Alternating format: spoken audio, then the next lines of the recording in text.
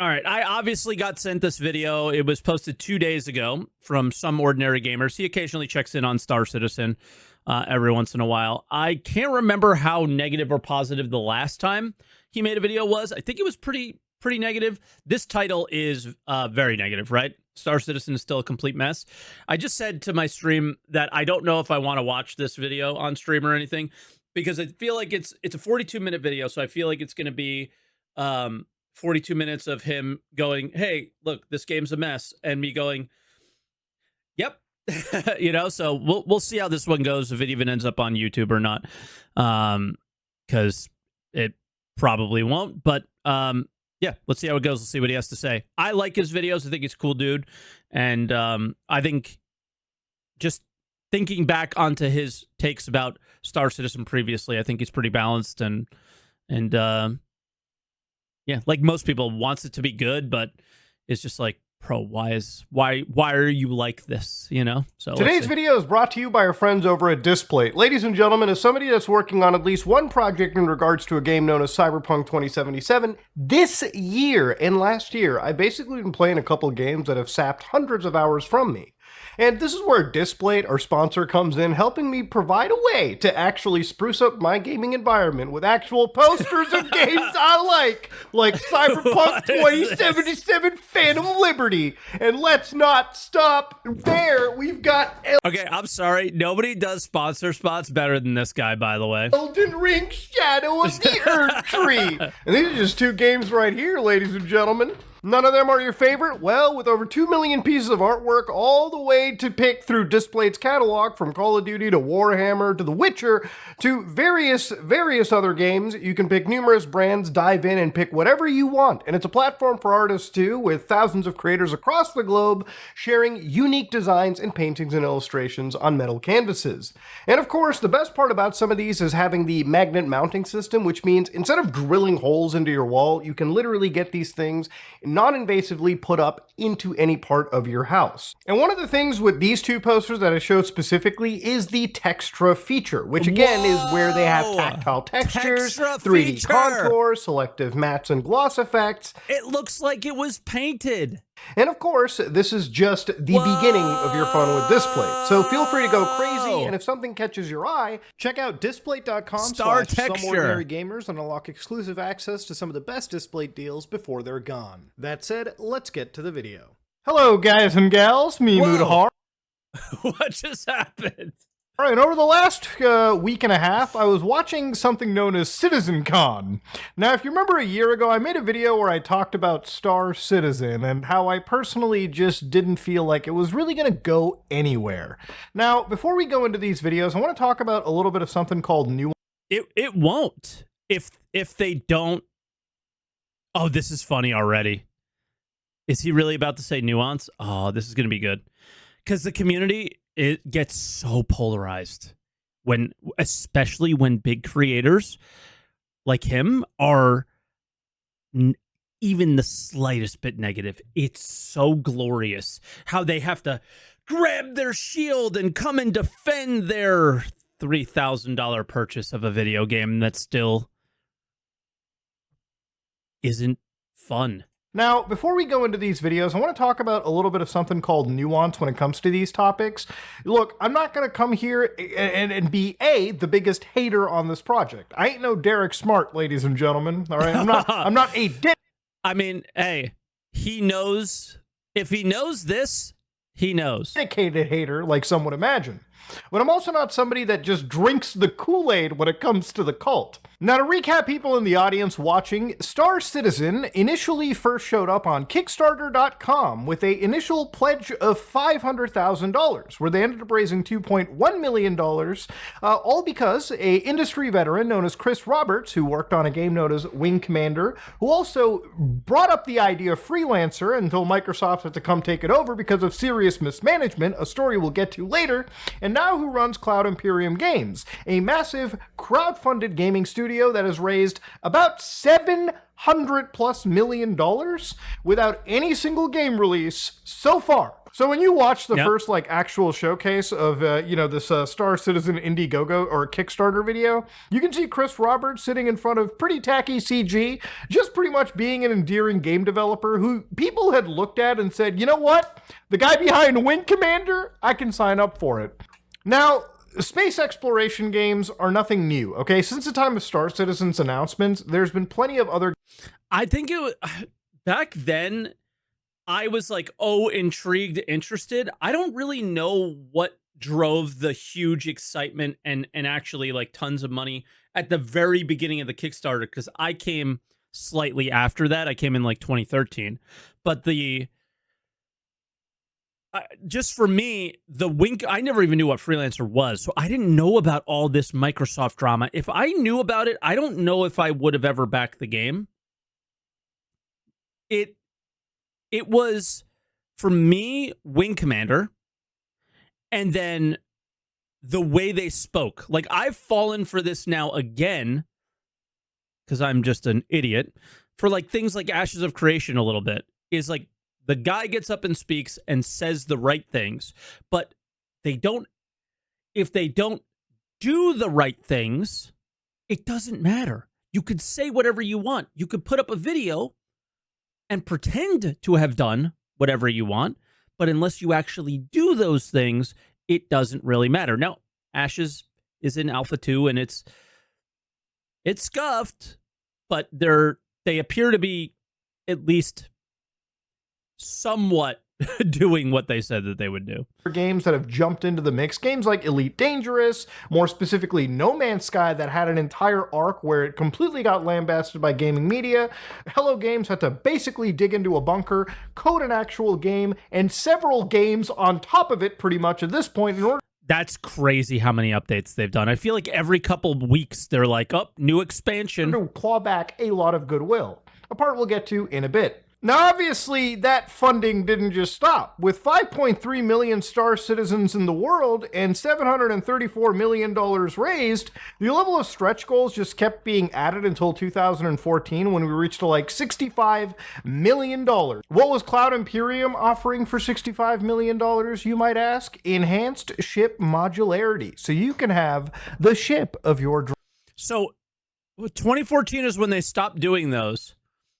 Guess what? They just added this like last month. It took 10 years. Actual 10 years. Dreams. Now, of course, ladies and gentlemen, obviously this game is in alpha. If you go to the actual website for Cloud Imperium Games, you can see that their games are Also, what, 100 times the money as well? Citizen, which you can play early access now. And one that I'm genuinely excited for, that I have a package that I pre-ordered since back in the day, Squadron 42, the single-player cinematic adventure 10 times that's the amount, supposed to get you into the Star Citizen universe. Kind of like the crack cocaine the dealer gives you as a sample. So, ladies and gentlemen, to give you a quick roundup of Squadron... I don't think that's what Squadron is. I don't think that's what Squadron is at all. So, like, he's implying here that it's like, all right, we're going to get this single-player game out and get you addicted to Star Citizen so you buy spaceships, like some mobile game.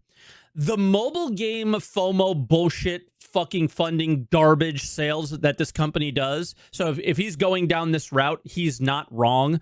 But he's going down it as if it started back then, which it totally didn't. It was always, I want to make Wing Commander and I want to make Wing Commander Privateer, both the video games. And it was Chris reaching and I want to do everything kind of shit.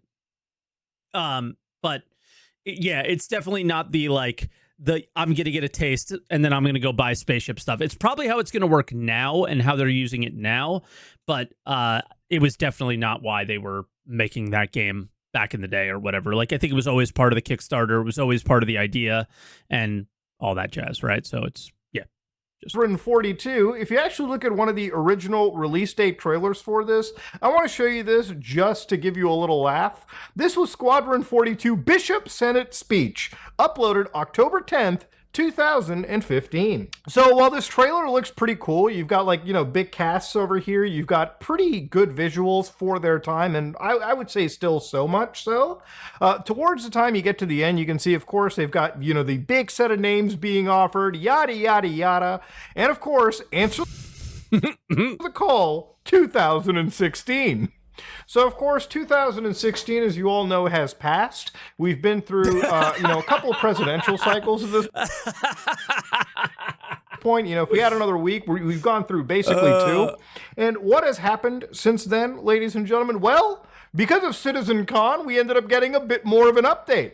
So since the last time I talked about this, a lot of the people at Cloud Imperium Games have been kind of updating their audience pretty well. And I want to stress, this is good. It's good to have updates in a video game, okay? And it's because they kind of have to. It's like one of the things that they might be legally binded to as far as like their Kickstarter stuff, is that they're literally forced to. I don't think they have to do it every week or as much as they're doing now. I'm in agreement with him, obviously. Like, kudos to how much they update us. I think they almost update us too much. It's good to talk about updates and keep your audience and keep everything transparent and kosher, okay? At the end of the day, if you're a crowdfunded company, even if you have shareholders, even if you have backers, however you want to differentiate it, it's always good to at least be upfront and be transparent with what you're building. Now, about 1 year ago, just after I had made the video that I had made about Star Citizen last time, they actually released a gameplay demonstration. About 20 minutes of footage you could see of the immersive single-player campaign, right? So they had a modified user interface, and of course, it was kind of like this really immersive game where you weren't just flying a ship, you were like literally doing every aspect in front. The animation was designed so that you could immerse yourself in every aspect, okay? You got to tap every single button, every single ship has its different style to it, and again, they're trying to make it look as realistic and immersive as they can. Remember, this isn't supposed to be a space game. It's supposed to be a space simulation. And mind you, it wasn't supposed to be a game that was just a flight simulator, a space flight simulator. You also had situations where you were on the ground and engaging in actual combat. So they had a first-person module where you were fighting actual characters. You had some destructibility with debris, as you saw right there. It was a pretty interesting single-player campaign. And I guess the best way to kind of put it is, if you ever played games around 2004, 2005, games like Doom 3, you might notice that there is a lot of immersive elements they put into those video games at the time. Like, beyond just shooting, when you're interacting with things like computers, you're actually operating with like user interfaces within the game. And it's something. Yeah, games don't do that as much anymore, right? I don't see a lot of games, at least games I've seen or played, they've kind of gone away from that a little bit. That you would see in titles like immersive, like first-person shooters. So it wasn't just a game that was supposed to be, again, the space dogfighting simulator. It was supposed to be you It's mostly just doing press everything. F, which is what we have. Now, to recap how Star Citizen plays in uniqueness to other actual space exploration games, this is a game where you have to wake up out of bed. In this case, I woke up out of a hospital bed because the game had... Yo, actual fucking props. I have not seen too many quote-unquote randoms out there that make commentary on Star Citizen actually have their own in-game footage of it, right? This is probably the first one I've ever seen. Actual fucking a lot of people are like, I got a package, but you never see them play it. He's literally playing it, yeah. So fucking huge props. Progress. So I woke up in the hospital, took the elevator downstairs, which people don't really describe the real extent of how scary it is. People have said games like Silent Hill is scary, and I agree, but there's nothing scarier than taking the elevator in Star Citizen and hoping to God you actually make it to the ground floor, or in case if you don't, you might get sent to the ether, lose your progress, die in the middle of nowhere. Getting off planet is its own actual task. Then, of course, it's going downstairs, getting yourself kitted out, making yourself be ready for space, maybe purchasing more ammunition, maybe purchasing some nuke tools, just to help you. Did you catch that? The atmosphere is genuinely amazing. Everybody that jumps into the game notices what is special about the game, but it's also what makes the game special is what makes it impossible. in your quest. It's Then just taking art. the actual tram all the way over to the spaceport near your area, and then calling on your ship, getting inside, getting launch clearance, He's and got a Cutlass leaving Black, into the nice, atmosphere, based. then taking on a mission, whether it be delivery, research, salvage, pick up trash, maybe take out some enemies. Really, the world is your oyster, okay? You can do whatever you want. At the end of the day, you are a Star Citizen. And it's this level of freedom and immersion that I think sets Star Citizen apart from literally every other space exploration game, if not every other game out there. Yep. He gets it. He absolutely gets it. He's also checking out Arena Commander. This is fucking wild. These guys never do this much research. And if you're somebody that genuinely doesn't have the patience to deal with the jankiness right now, there are actual contained modules you can play right now that get you right into the action, whether it be the first-person shooter combat or the actual space combat itself. One of the things that I talked about in my last Star Citizen video was I kind of made an implication, pretty much downright said that the game is pay to win. So for anybody that doesn't remember the fun parts about Star Citizen, I'm going to show you how much ships cost in pledges. Now, if you go to Robert Space Industries pledge... Here we go, boys. Here we go. So he starts out very smartly by saying all the good things. That was 9 minutes of the video and about a 3-minute Displate ad. So let's call it 6 minutes of the video. This is a 42-minute video. Here we go. A lot of the whales in this community can choose to purchase some actual pledges. You can purchase ships that cost an arm and a leg, quite literally. For instance, do you want the 100i, a multi-role starting touring ship? That's $50, and because it says flight ready, that means you can apparently use this actual flight. But $50, whatever, people could spend that kind of money. What about the most expensive ship? Well, if you go price high to low, you'll find crazy stuff like $600. The car rack, that's a ship in a game, by the way. The Caterpillar for $330. Now, some ships that are unavailable for purchase... The best part is both those ships fucking blow. They're terrible. Just thank God, are ships like the Kraken Privateer at around $2,000. Now, you might be like, whoa, that's a lot of money to put towards a ship. Is it flight? No, that's a concept ship, ladies and gentlemen.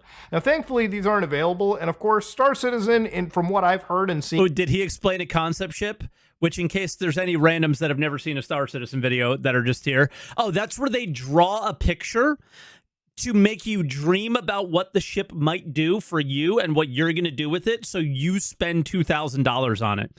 And then they never make it.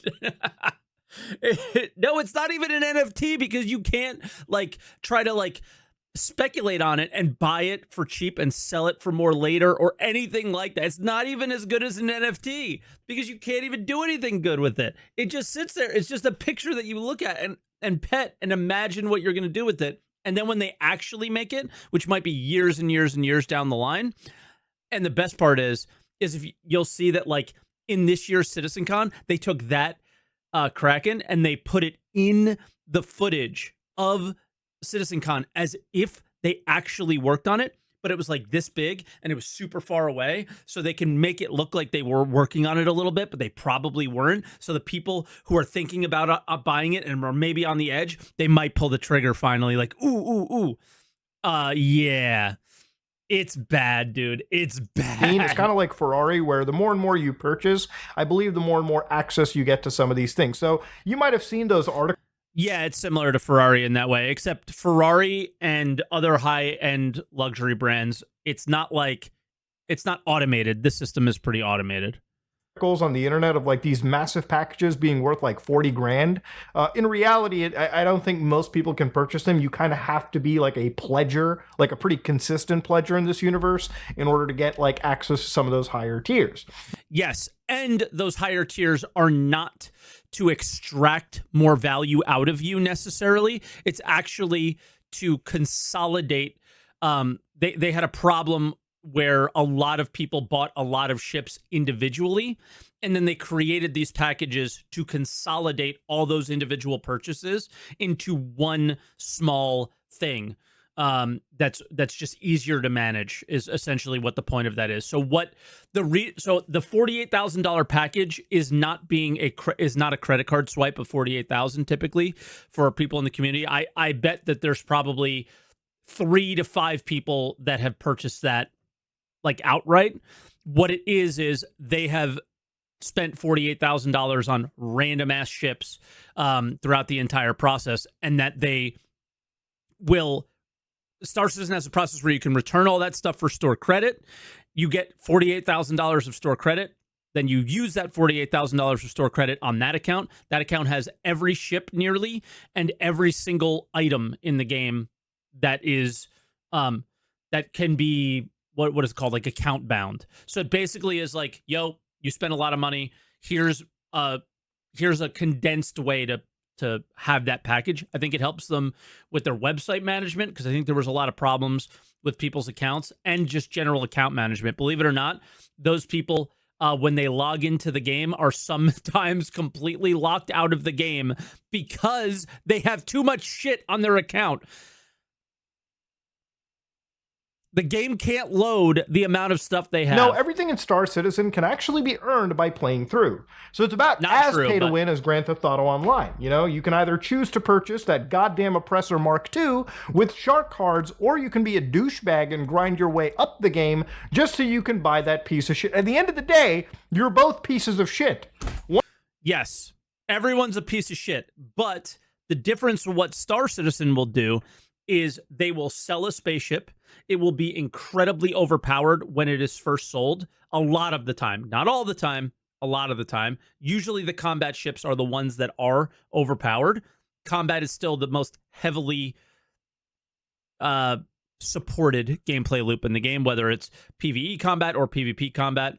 Specifically, PvP combat will... Oppressor Mark II ruined GTA Online. Well, he must know something about that. So that's a reference I don't know because I never played it before. But the idea of the Hornet Mark II ruined Arena Commander for me. So Arena Commander is the ship dogfighting arena mode where you go in and you could basically practice and get better at dogfighting. I was really, really, really getting into it. I was doing it every night. I was bad, but I was getting better. And then they dropped this ship that I don't have, and I'm not paying any more money for this game anymore. And I couldn't play anymore. I insta-died to the ship over and over and over again. It was horrible. And then they're gradually nerfing it over time, but it always comes in more powerful. And here's the kicker. You can't get that ship in the game. You cannot get that ship in the game. You cannot get the Hornet Mark II F7A Mark II. You cannot get that ship in the game. You can only get it on the website. Still, to this day. So it is pay to win, but it's pay to win for a period of time, not forever. Right? And when that ship gets in the game, we'll see. They talked about that at CitizenCon a little bit. It's probably, do some quests, and then you'll be able to make it kind of One thing. of you just used mom's credit card, okay? And I guess the same logic can apply to Star Citizen. Absolutely. So to whittle it on back to this whole story, why am I looking at Star Citizen this hard again? So ever since the last CitizenCon, which happened about 10 days ago, there was a bunch of stuff that ended up being revealed over the course of 2 days. Now, CitizenCon happened, I believe, in Manchester, where I think Cloud Imperium Games literally just launched another studio again. And mind you, this is a game that if we go back...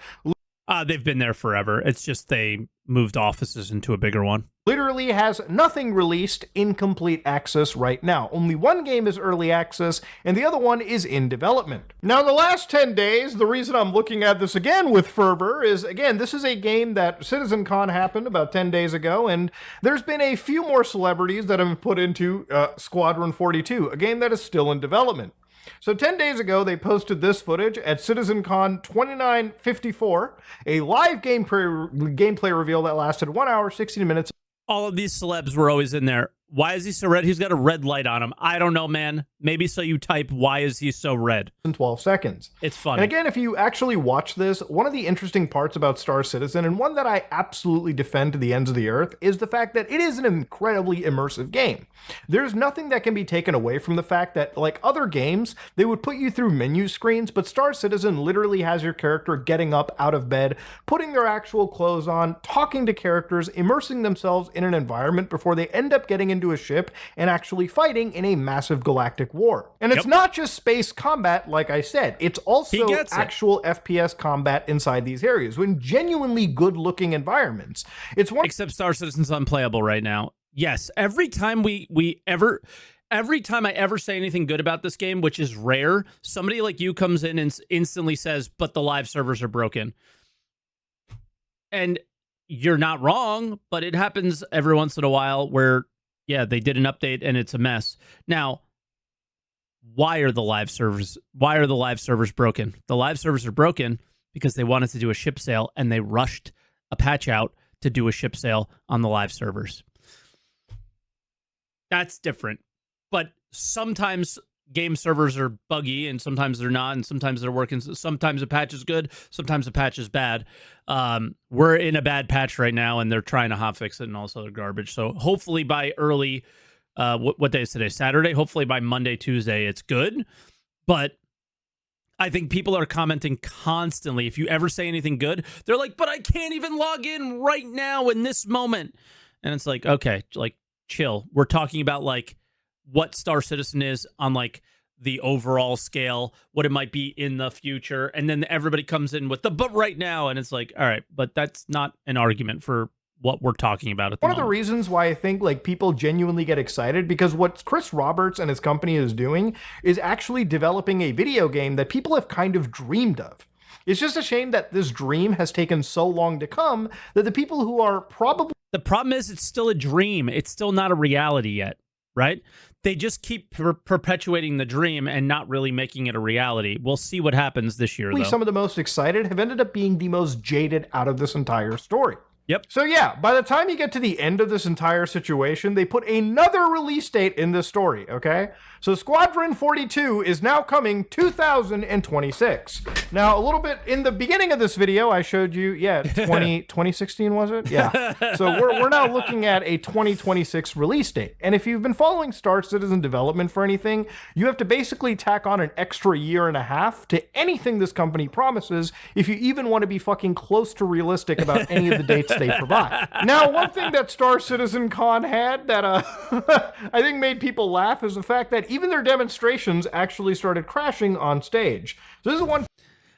dude, people are fucking all over that, but they do that on purpose. Posted on live... They don't crash on purpose, but most people don't do live demos. They're fucking bullshit, and they're fake. Stream fail where actual users shared the fact that as they were showing the space dogfight, at one point, freeze, and then boom, the game actually crashes. Now, I don't consider this a fail. I actually think out of anything that any game developer has shown, I'd rather see when something crashes versus carefully produced bullshot footage that is running on a build that probably is something that we would never be able to touch. Now, exactly. This guy fucking gets it. Yes, it's funny as hell, but he actually gets the point. Obviously, this is a build that I don't think anybody's going to be touching too, but I'm glad they're showing actual gameplay and an actual crash from an alpha title. Remember, this game is still in development, even though that development has lasted quite some years. Like, it is pretty based of CIG to not give a shit. Now, they cared. They were pissed, and then they immediately went and posted the better version, right, on YouTube. But I think it is pretty based to get up there and say, fuck it. In the most important time of their entire existence was this CitizenCon. Right? Now, since the last time I looked at Cloud Imperium games, there's been quite a few things that have come out that have made people a little bit shaky about the situation, right? So one of the things you started to see around Reddit, around Star Citizen, was 12 years and $700 million later. What's going on with Star Citizen's developments? As of 2022, according to its financials, the company has spent $637 million on development, with 2020 and 2022 averaging over $106 million a year. Assuming that a company continues spending around $100 million a year, it doesn't take a mathematician to realize that $790 million raised so far at the time of writing is on the verge of or is likely run out. Yep. This would also imply that the company is not also bringing in crazy amounts of revenue, which Cloud Imperium Games actually is. Now, Cloud Imperium releases their financials not that much. Not as much as they might need, and that's what people are starting to freak out about. So one that I found in 2022, this was released beginning of like this year. So of course, according to their financials in 2022, the amount of money that this company makes is astronomical. Literally, when they first started out, this is again calculated in thousands of US dollars, so around 7.2 million for 2012. But that number ballooned up substantially the following year. And while it kind of stayed in the same place, it wasn't until 2019 and the next couple of years that Cloud Imperium Games, despite not having a game come out, has seen their entire amount of sales blow up. Now, if you look at the blue bar over here, blue is the amount of sales pledges that you'd find. So pledges being those ships I showed you earlier. People buy crazy ships, and there's plenty of Star Citizen whales that just love to spend crazy money on buying ships that they can show off to other players in this universe, okay? And I think that's what's happening a lot more this year than ever. They're doing a ton of sales. There's not a lot of new members coming in, so people are implying, and I think correctly, that the whales are the only people that are keeping this propped up. And yeah, most of the people that are watching here, if I'm not gonna lie, I think if you have over $100 in the game, that you would be at least a dolphin or something, you know, like spending more than a AAA or spending double the AAA amount for a game that doesn't work is yeah, you're probably a dolphin. And then whales are, you know, there's all different sized whales. It's like many. Actually, you're a manatee, right? You probably resemble a manatee to some kind, just like myself. And we're starting, you know, we don't move very fast and we just kind of hang out and eat. That's more like where I'm at. Games out there, okay? No matter if you go into the free-to-play space, you'll find tons of people buying shit with their actual credit cards just to flex on other players. Not that they get any intrinsic benefit out of it. I've personally never understood buying the game. That happens in our community for sure. And then spending money on top just to not play it. So of course, then you've got subscriptions to the service because of course everyone's got to have a subscription service, and of course other income. But most of their money still apparently comes from all those sales and pledges of the game. So again, it makes a interesting question. Why even bother finishing the fucking game when you're making hand over fist in cash on an unreleased product? I mean, quite. Well, they can't do that anymore, right? So that's always been the thing, is they don't want to release the game because they're making hand over fist. Well, they are now in a position where the community doesn't expect what they expected in 2019. The community now expects a lot more, right? It's stupid to think that they can't do this. Can't do what? Make the game? Right? I'm confused. Like, the game absolutely could fail in the next few years.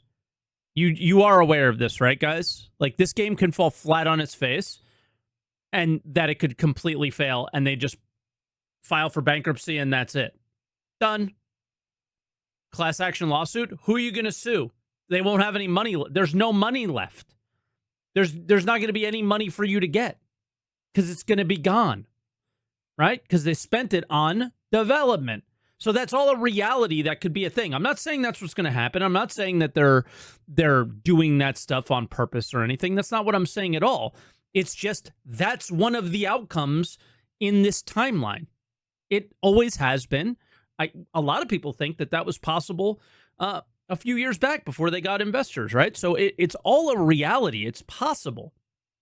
But they've done endless ship sales and really, really went after their whales this year, and it might pay off for them this year. But they got to release Squadron. They got to put out a better game. The game has to start selling itself because the community, the dedicated Star Citizen community members are demanding that the game is better now. They're not just demanding a spaceship that they can fly around and look pretty. They are demanding a better game now.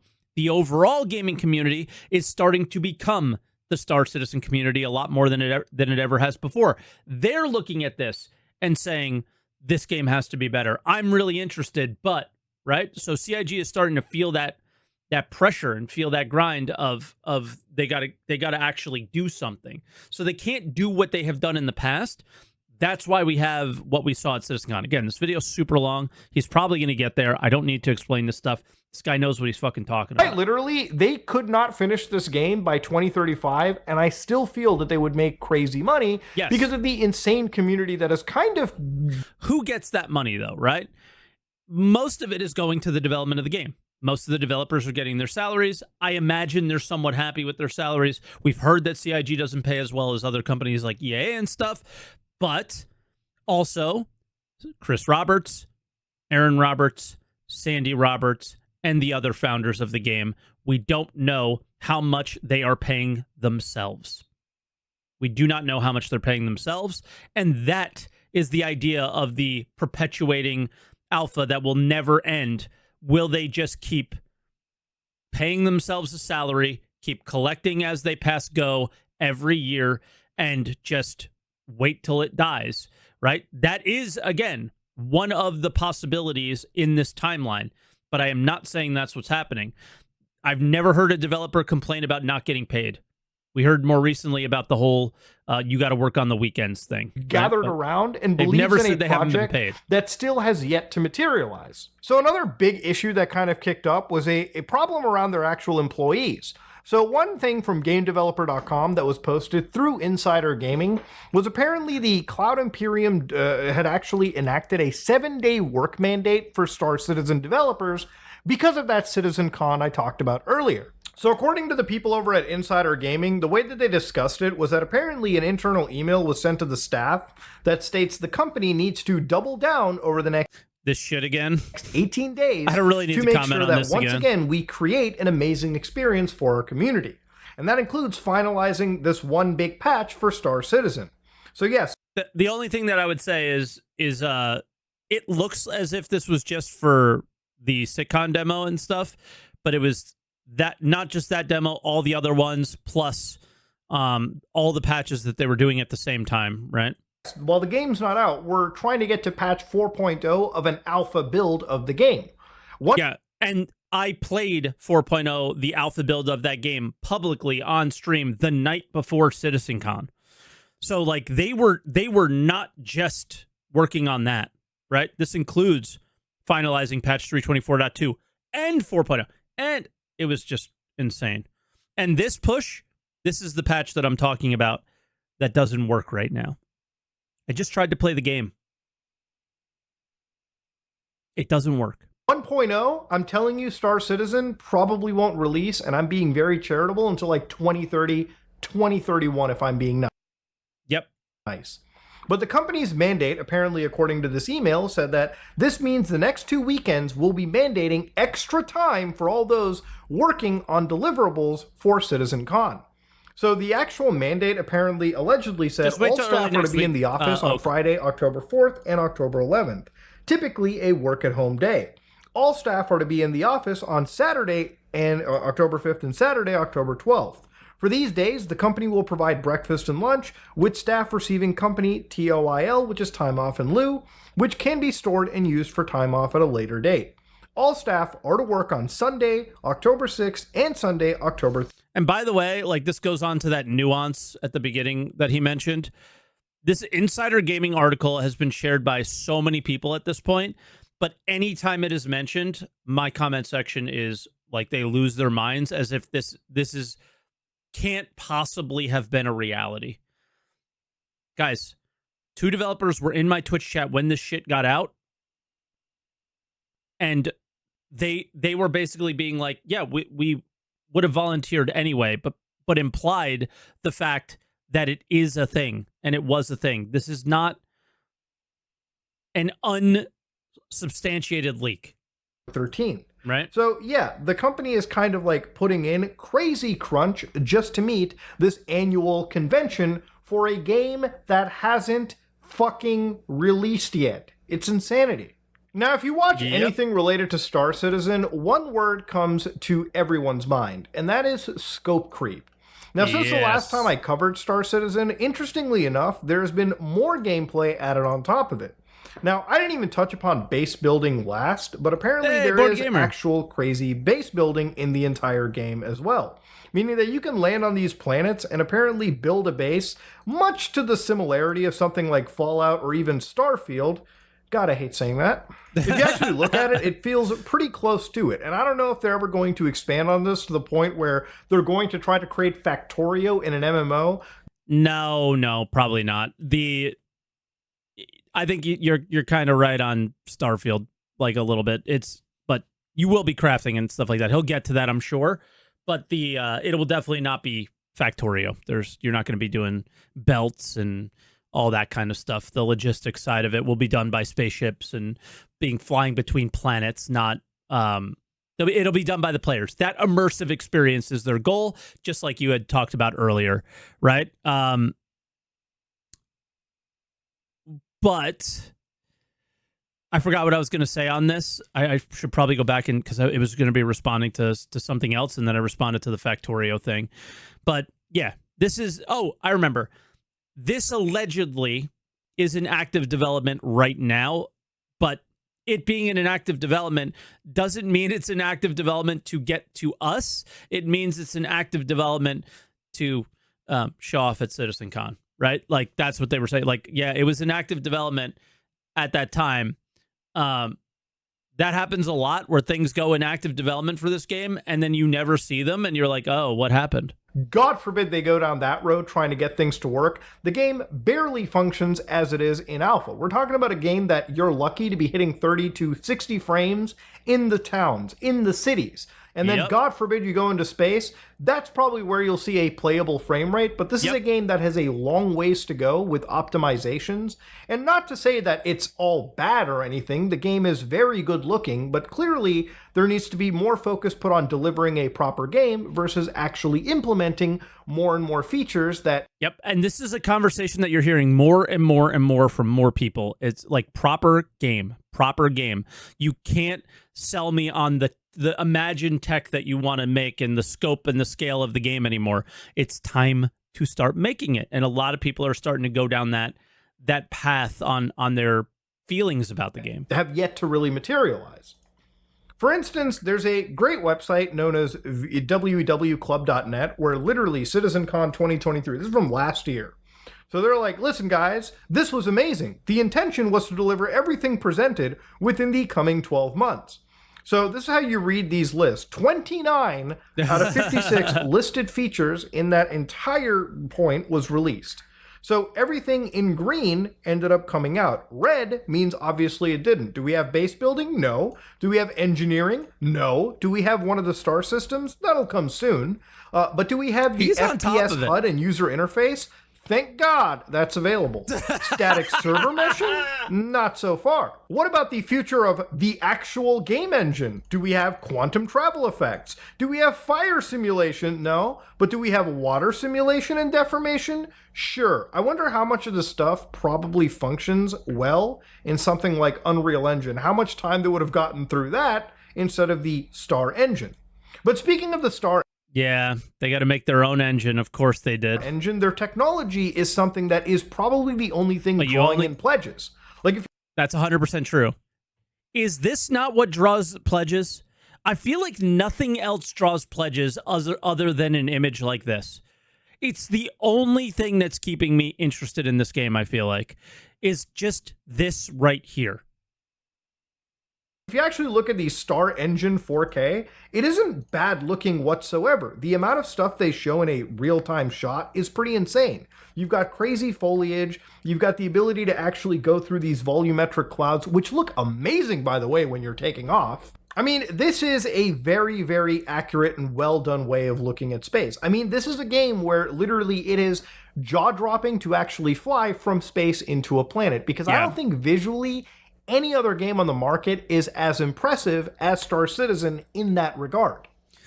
And the thing that's missing is that quantum travel effect, I feel like, is right now it's very... It's very unamazing to quantum travel to and from a planet, right? Now, since I made the last Star Citizen video, one of the things that I have been doing is kind of watching all the money go up. Like, I've been pocket watching, Cloud Imperium a little bit, and just seeing, like, how far and how developed this game has become. And I'll be honest, since the last year I played the game, I don't really notice much different. Now, I wanted to wait, like, a few, days, a week after, Fair. so I could actually get my gameplay footage to represent Star Citizen in the best way possible. All the footage you God, and they released 324.2 to sell the Zeus before they sold the Starlancer at CitizenCon.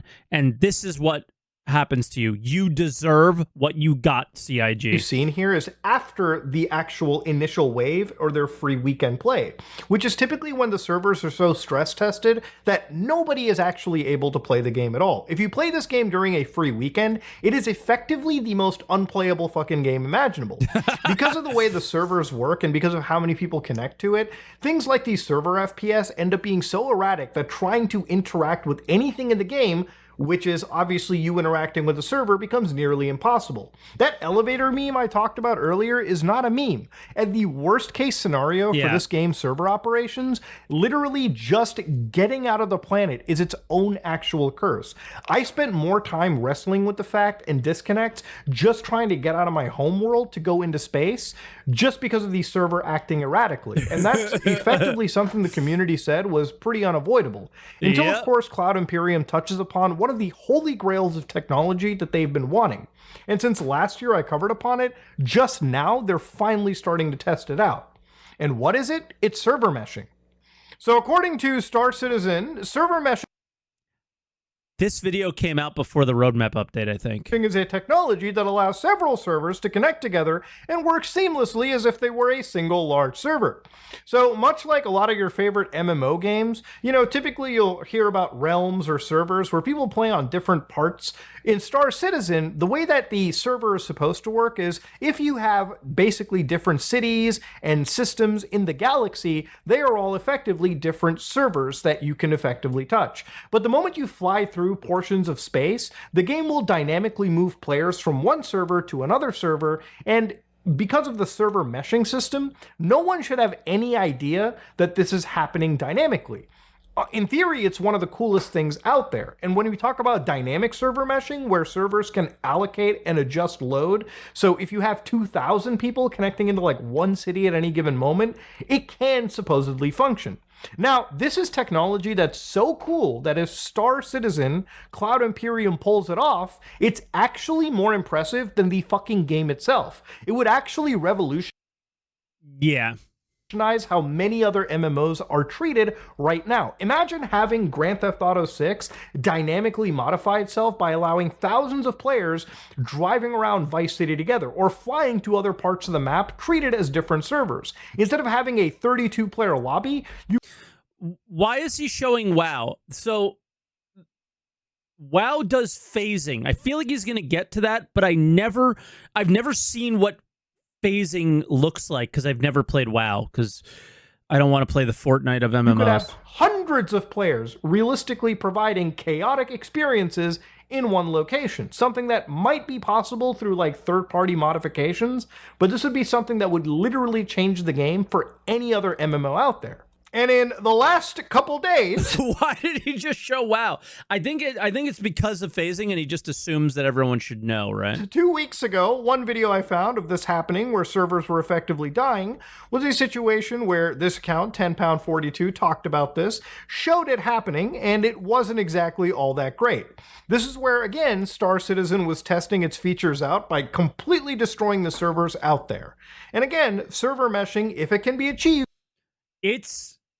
it wasn't great, but it's getting playable. It's would getting be some of the coolest tech out there, but it's not achieved, and it's something that's still fucking vaporware until today, or until one of the actual posts that I saw was the game still feels like pre-alpha. It's amazing how the most funded project of our time still feels like a lobby game and janky as shit. Actually based. So if you actually look into the history of like Chris Roberts and developing any video game, you'll find out that money mismanagement actually goes pretty much throughout most of this guy's career.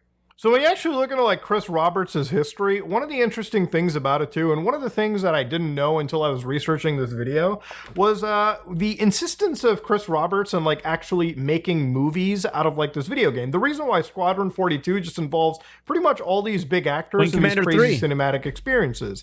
This man is like Hideo Kojima. He just wants to be a filmmaker. Except Hideo Kojima has a whole bunch of successful video games under his belt, while Chris Robert does have successful video games under their belt. There's also a severe amount of mismanagement of money. Well, yeah, and the last successful one was Wing Commander 4 in fucking 1995 or some shit, right? So according to this one scenario, after Microsoft had basically given him the boot out of one of his company's digital anvil, he basically ended up finding a company known as Point of No Returns, where they wanted to produce movies, various television shows, and various video games. But he found the Forbes article. Guess what? No actual project came out of Point of No Returns. Then, of course, Robert founds this like Ascendant Pictures company in 2002 and actually becomes a real producer for big movies. Okay, movies like Lord of War, Outlander, Lucky Number 11. I'm not gonna lie, when I saw Who's Your Caddy, I immediately realized to myself, we are cooked as a society.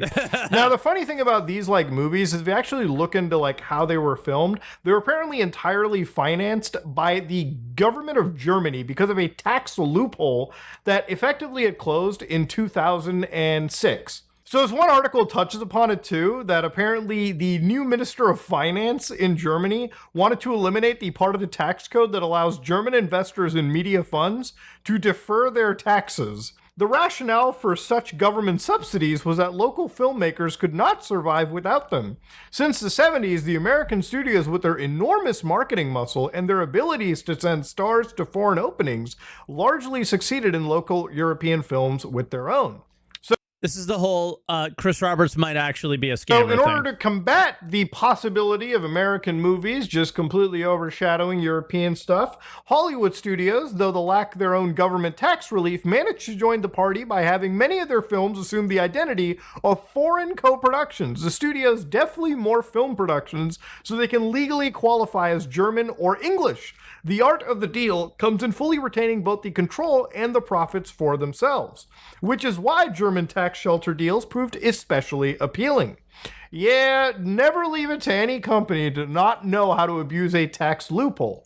And of course, once this absolute golden goose like dried up, this pretty much marked the end for Chris Roberts' I guess, film endeavor. And of course, at that moment in time, 2011 came around, and that's where we're at now, ladies and gentlemen. Star Citizen is still being released at some point. Now, even looking into the history of, like, again, just, Chris Roberts' game this development. Game was so good. One of the games that I wanted to play for this video was something known as Freelancer, and it's a game that I absolutely enjoy playing. It's probably really one of the good. best space exploration games out there. And before I continue, I want to remind people that it's not just a beloved game for its time, it's still a game with a very active modding community to this day, an active roleplay community, and of course it's got several mods that completely expand and blow the scope of what the actual core game provides. It's seriously an example of the modding community breathing so much life into a video game that people will still play it in the year 2024, despite this game being literally older than a whole chunk of you watching this video. So when you look into the history of like Chris Roberts developing a video game over at over Freelancer, one of the things that even back in the day in 2000 when discussed with IGN, they basically kind of chalk it up to the idea that, yeah, this is just an ambitious title. And it was a very ambitious title. Ambitious enough to the point where Chris had actually started running out of money to run this project. So when asked in an interview with GameSpot, Chris Roberts, or GameSpot, asked, does this mean that Digital Anvil was ever at the risk of running out of money? Was this acquisition necessitated by the need of funding? And the acquisition they're talking about was the Microsoft acquisition. So Chris Roberts said, partly. Whenever something runs later, it needs more funding. Being part of Microsoft made that issue less of a problem. Because once you have one of the largest tech companies bankrolling you, you should be able to get your projects out. Now, of course, Microsoft ended up acquiring Digital Anvil, and this press release from December 5th, 2000 pretty much kind of talks about it. And of course, towards the tail end of it, Chris Roberts ended up getting out of this whole situation. In fact, one of the fan sites for Wing Commander, one of Chris Roberts' games, in their CIC, they kind of talk about the situation. Isn't this website run by Ben Lesnick? who is a founder of Star Citizen. Situation, and towards the tail end, they talk about Microsoft has taken over Digital Anvil, and this is going to be the best thing that could happen. More money for Freelancer, and so on and so forth. Yeah. Excuse me while I discard the tattered remains of my faith. We were duped. We wanted to believe, and we were duped.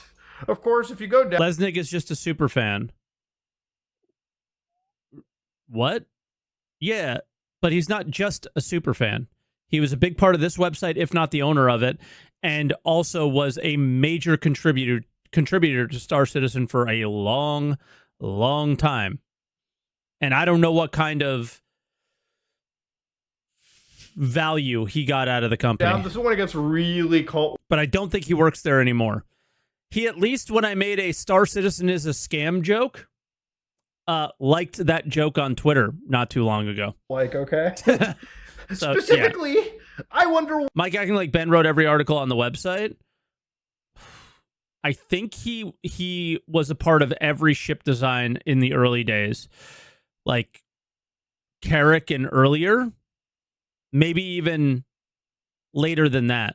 Why the fans of Freelancer are taking this so well? What exactly are you people fans of? The game does not exist! Oh yeah, I know a game that doesn't exist. The reason I can see to declare it the greatest game in the history of mankind is the fact that Chris Roberts is helming it! Whoa, this is fucking crazy! This is exactly what still happens now. These people are still alive. Without him, what are you fans of?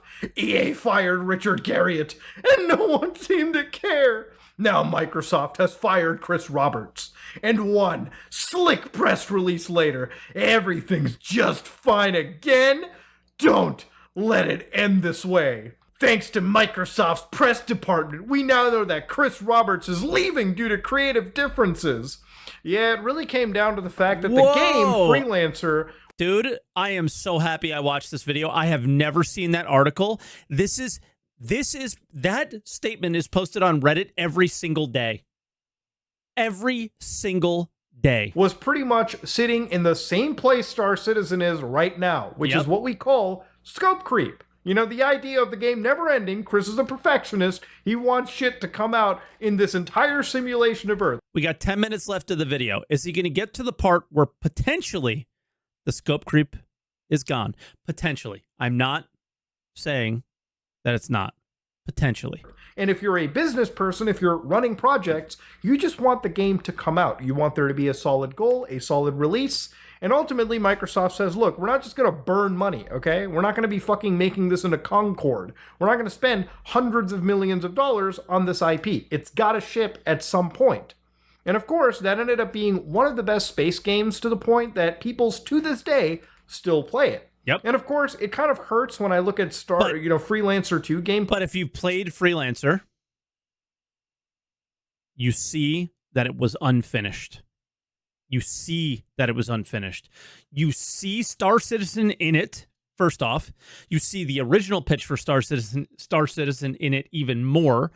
And then on top of that, you see that it was unfinished. And it could have been better if they had more time. But if you give somebody... I will quote a Star Citizen developer who is now in charge of the Star Citizen project, with Chris Roberts being the CEO of the company or whatever. Richard Tyrer. If you give them 4 months to work on it, it will take 4 months. So in Chris's, if there's no date, it's never going to get done. Right? I'm not saying Rich is an angel here because he's been ahead of the Star Citizen project for a little while now, and things aren't exactly going too well just yet, are they? Right? It's not exactly going great, but it makes a lot of sense that if you just say,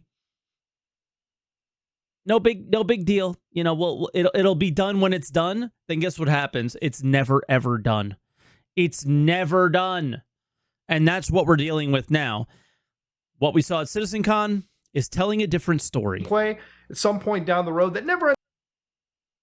will that story become a reality, or will it just be another story? Ended up coming out. You know? But yeah, to this day, that Nebula tech demo for Freelancer 2 still blows me away, even though I'll never end up getting to play it. What's also really funny Nebula tech demo of Freelancer 2. I need to look that about up. scope creep when we talk about it in the realm of Star Citizen is one of their stretch goals, literally back in the day, was kind of hinting towards VR. So the hangar module will feature Oculus Rift support, and this was back when $12 million was achieved. Now, according to the actual people at Star Citizen, that hangar module did in fact add support for the Oculus Rift. So if you decided to slap on one of these, this is a quest, but if you slapped on one of these headsets, you too could see your ship in glorious virtual reality. But what about the rest of the game? So at some point in 2016, Star Citizen was focusing on virtual reality. And of course, the story then ended up becoming, later on, where Star Citizen, down the road in 2018, said it will still get VR support. Didn't end up getting virtual reality support whatsoever. For that, I mean, I know people always ask about VR. That's the next question. But on the VR front, the game is very much built to be VR friendly because like almost all the UI is diegetic, and the stuff that isn't, we're putting more into being diegetic, and we want to improve the whole diegetic feel. So our biggest holdback on the VR is really just we're still doing so much base level refactoring on the engine and the renderer. We'll be starting on sort of the Vulkan DX12. What is the name of? As well. Does anyone have the clip? And we're doing so much optimization that we sort of feel like Diegetus, like diabetes.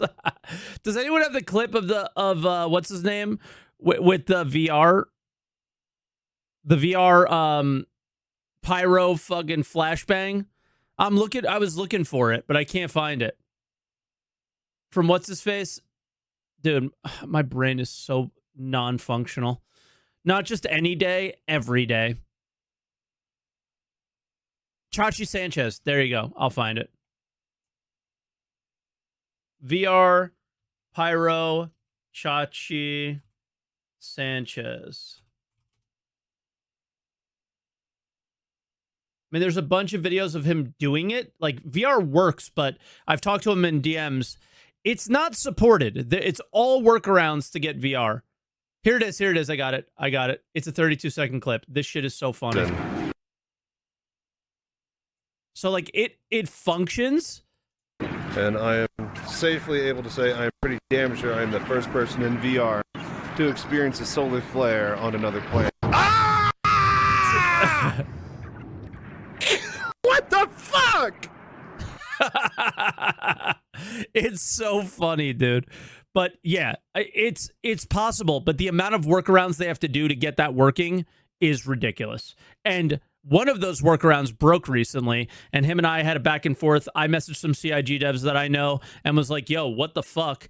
And they managed to get it working again, which was cool. When you talk about optimization, I have yet to fucking see it. Playing this game in multiple different graphic APIs, whether it be Vulkan or DirectX 12, can I link that clip? Is not providing better experience. I'll ask you guys to find it. It's just facing a big giant crash. And then I'll link it in a moment. No disrespect over here. Obviously, adding virtual reality is something that if you were to be any form of honest to yourself, you probably wouldn't be seeing it. And I mean, at least for like a while, you wouldn't be seeing it. Even in 2020, when a junior engineer came up and told people, listen, implementing VR into the rendering itself isn't a big deal. But as others have pointed out, it's having support. He's far from junior now, I think, at this point, by the way. From the game itself in terms of gameplay. So look, at the end of the day, if you're expecting virtual reality in this project, it's probably... Yep, Sylvan's still there, still the guy that wants to do all that stuff and still make sure it's supported.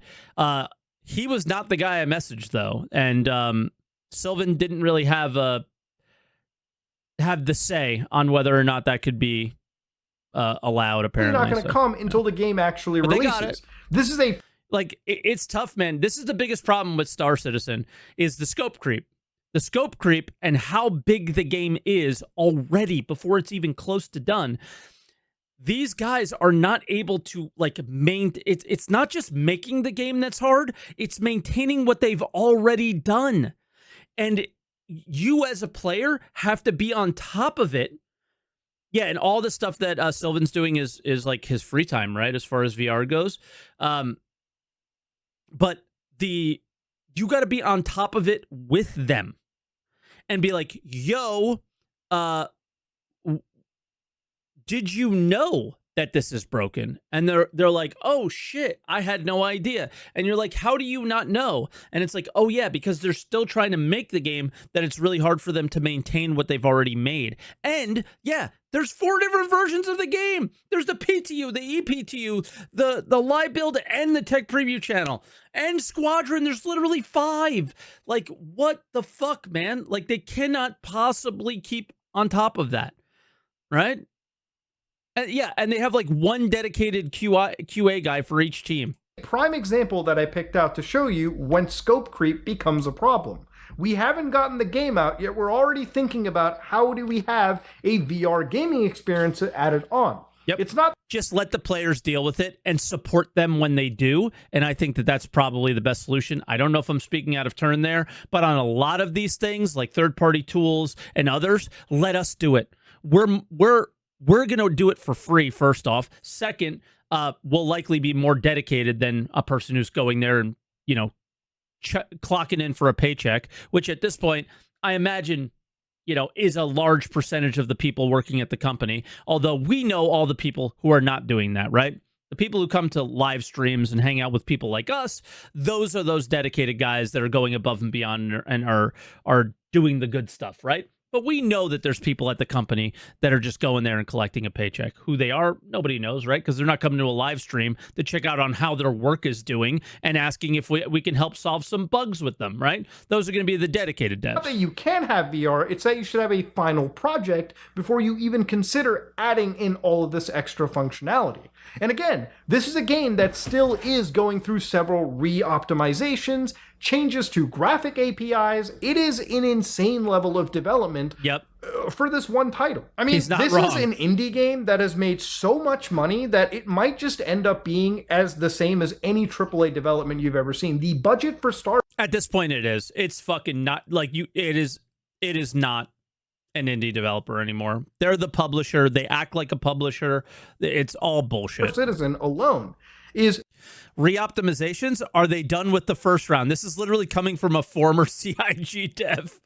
Will meme for food and facing chat. that of serious AAA titles so out there. It's probably surpassed even other like that's actually Grand Theft Auto games. And honestly, at the amount of money they keep generating, it might be a game that costs as much to develop as games like Red Dead Redemption 2 or even Grand Theft Auto 6. Yeah. And you might be like, well, Muda, you know, those games have, those franchises like Grand Theft Auto also have taken a long time to release a game. But but they're not taking money from us. The point is, Rockstar and Bethesda and plenty of these developers have actually released... They take the risk themselves. We're the ones taking the risk. We're taking all the risk. They have none. Released full functional games, and Cloud Imperium still hasn't released anything worth actually backing them over, at least in my personal opinion. So look, at the end of the day, I'm not going to sit here and be the biggest hater in the world. But one of the things and one of the reasons... Are we getting all the reward? My mortgage isn't paid off yet. What the fuck are you talking about? How many times has Chris changed his house? I brought up that VR stuff so important into this, is if we go back to... I didn't get into this to make money, obviously, though. But the reward is an enjoyable game. And like some people in chat are saying, I don't feel rewarded. You think we should be stock owners? I don't feel that way at all. I think we should be rewarded with an enjoyable game experience, right? And for the company who said that they would put us first, to put us first. But they don't anymore. They are Bethesda. They are Blizzard. They are what they were created to destroy. They have become what they said they would never be. Other space games. The other title, and this is No Man's Sky, by the way, and before we go into it... Yeah, Electronic Access was the name of the Arena Commander mode that he was playing in, and you know what it was funny about? You know what was funny about that? Is because they made jokes that they would never be like EA. Guess what you are now? You're literally EA Obviously, now. Star Citizen is meant to be this space... Maybe not as bad. but they're getting damn close. Exploration, very realistic game where physics are represented in the most realistic fashion, and No Man's Sky is a more stylized, a much more casual way to do space exploration. But ultimately, this is a game that is actually completed. Now, obviously, we all remember when No Man's Sky dropped, the actual game was not supposed to be, the actual game wasn't, anywhere close to what people had hyped up, and what was even kind of discussed in the promotional material. And even if you look at some of the statements that Sean Murray had given before the game's release, he kind of gave vague answers that let people's imaginations go wild. Honestly, EA hasn't been that bad lately. People just love to hate on them. What has EA released? Has EA released anything worth a shit lately? I can't think of a game from EA that I've even paid attention to. That's probably why nobody is mad at them, because they just make sports games, which is the same copy-paste dog shit over and over again.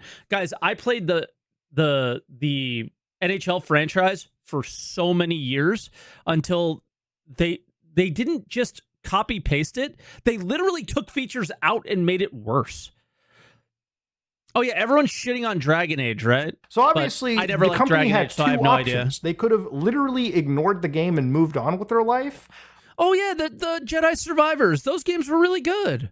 Those games were good. Or they could have bunkered down and actually clawed back that goodwill, and they did. If you look at No Man's Sky, it's one of the most difficult games to actually review right now, and that's just because if you look at their patch history, the game has had several updates. The Foundation update, the Pathfinder update, the Atlas Rise update. There's so much No content, Man's Sky right? Next. You've got things like the Abyss update. The game constantly provides new gameplay features and updates and actual advanced features that have changed the game from what it initially came out, like literally years ago, to something that is completely No Man's Sky is better now, but let's not forget what they did on day one. It was so bad. Recognizable right now. Buying this game on a physical disc means that you purchase a game that has already been outdated by like at least 2 expansions when it actually ships to your house. This is a game that gets updated that much entirely for free. As we speak, the game, I believe, is actually on sale, and it comes with its own actual expeditions, which are actual like experiences where you can go on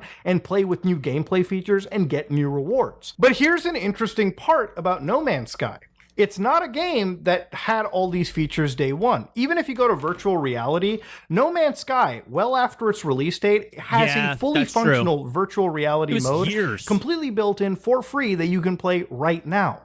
So scope creep is one of those things that I think a lot of games can fall into that rabbit hole for, but because they actually released a full functional product that is locally running on people's devices. I wonder if he's going to get to 1.0. By the way, meaning that you can play this on your Steam Deck, your PC, even all the way down offline on your Nintendo Switch, and get a pretty comparable experience. I saw somebody make a comment about like me watching this video in my Twitch chat yesterday, and they were like, he's got to work on focusing his camera, like, and just ignored all of the comments that he made. What he's saying is what matters, not the focus on his fucking camera, dummy. To everyone. But because the game actually released, a lot of these features ended up being added as part of a development roadmap that Hello Games has been hitting.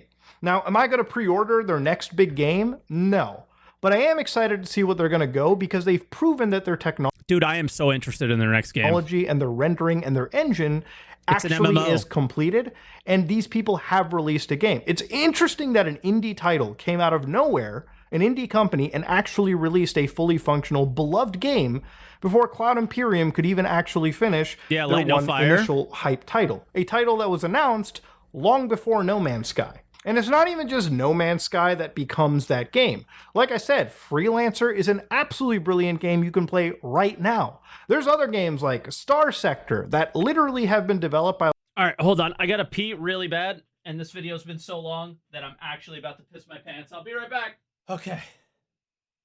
By like 3 or 4 people that, while it visually may not look great, the amount of actual interactability in this game rivals that of many AAA titles. I mean, seriously, that game puts AAA developers to fucking shame with how... Dude, so many people have tried to get me to play Star Sector. It's just, I don't know what about it is, the top-down or something. In-depth you can go. And I can bring up a whole bunch of other space games that go into empire building and whatnot. But I just don't I'm just vibe going to with keep it. this relegated to space exploration stuff like Star Citizen. You know, if it's one thing to top this video off with, the amount of money that Star Level's making a game that kind of looks like Star Sector, but in the future. Citizen has made in the last year has really shown that there is a serious market, ladies and gentlemen, for space exploration games. One of the Bros on first Pyro? videos that He I is. kind of showed on stream when I started my channel was this one video called Infinity Pre-Alpha Tech Demo, uploaded 14 Oh my god, Infinity Battlescape. This game came out, but nobody fucking plays it. years ago. And what's insane about this video is to this day, still visually, it blows me away. Now, I love space exploration, and one of the things that I keep kind of telling myself is I was born too late to explore the oceans, but born too early to explore the stars. And that's one of the reasons why I play these space exploration games. At some point, humanity will be spacefaring. But for now, for at least us, sitting here in our plebeian worlds, we can only experience that level of science fiction through our computers and video games and simulations.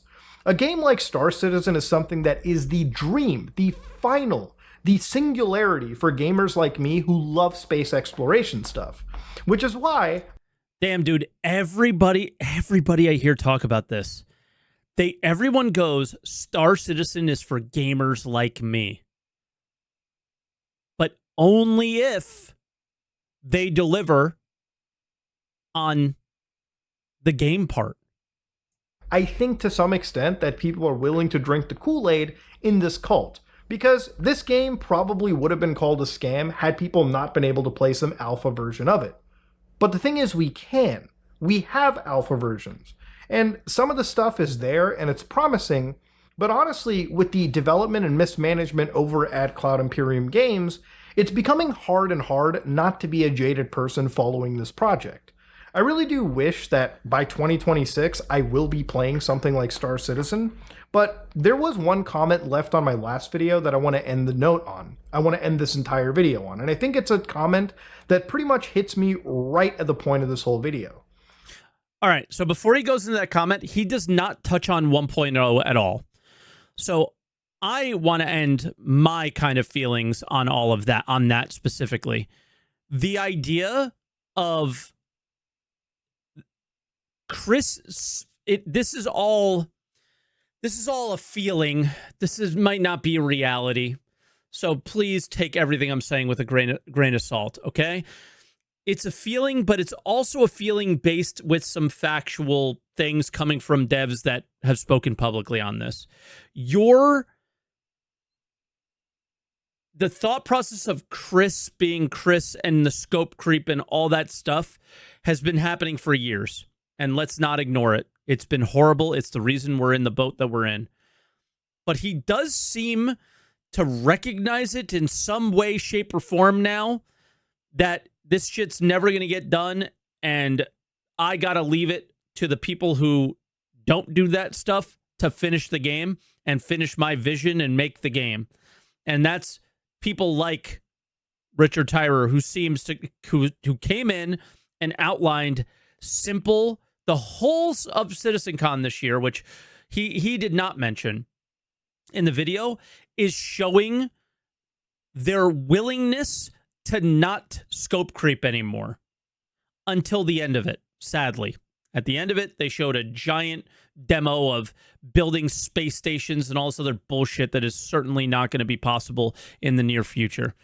But a lot of the stuff that they showed was stuff that should be doable in the near future, because none of it is impossible. None of it is.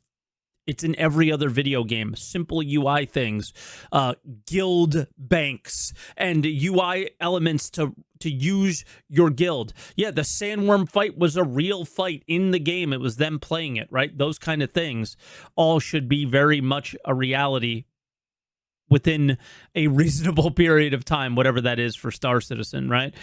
But just because it's possible doesn't mean it's needed. Whatever you are talking about doesn't matter. It's for me, doesn't matter to me, I should say, is that I liked the things that they want to do for the game going forward. And all of the stuff that I like is not stuff that is crazy, right? Who gives a fuck? They are making the game for you. Oh, it doesn't matter. It's you. Like, what I'm saying is you're okay to be mad if the game isn't for you, right? I'm just saying I'm not mad because everything that they put out there is for me, right? So yeah, their original pitch was a game for everybody.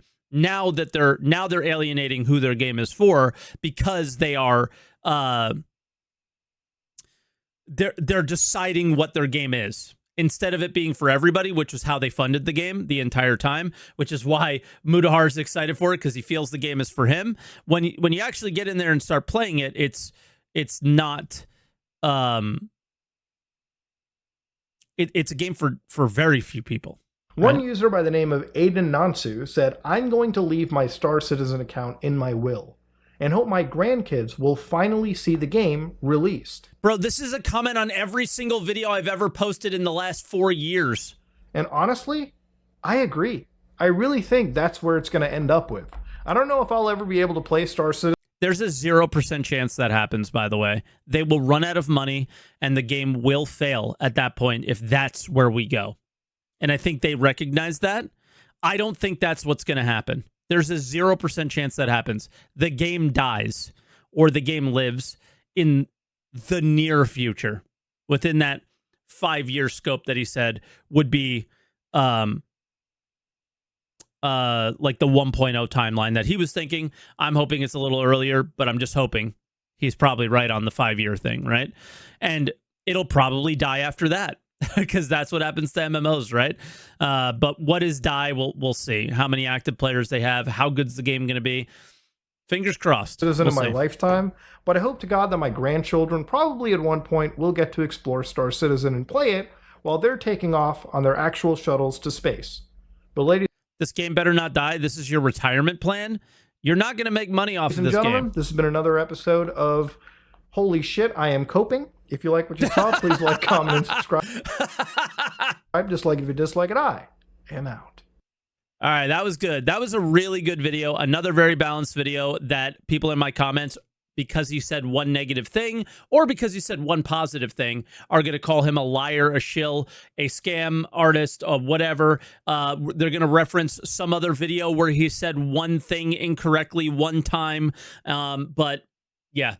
The basic classic YouTube. I love it, man. It's the best fucking platform of all time. Just second to Twitter at this point.